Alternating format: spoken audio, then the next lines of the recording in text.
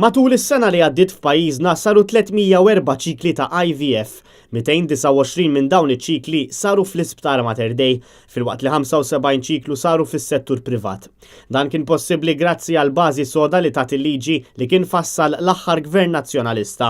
Din l-informazzjoni ħarġet mir-rapport annwali tal-Awtorità għall Protezzjoni tal-Embrijuni li tpoġġa fuq il-mejda tal-Kamra il-bieraħ. Dawn it-304 ċikli waslu għal 66 tqala, jiġifieri 21.71%.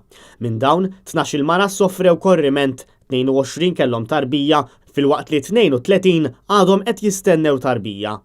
Matul l-2017 twildu 48 tarbija, 24 bniet u 24 subbien minn ċikli li saru fl-2016, April sa Novembru. Bekk it-total ta' trabi bl-IVF minn ċikli li saru fl-2016 kien ta' 62, 29 bniet u 33 subbien.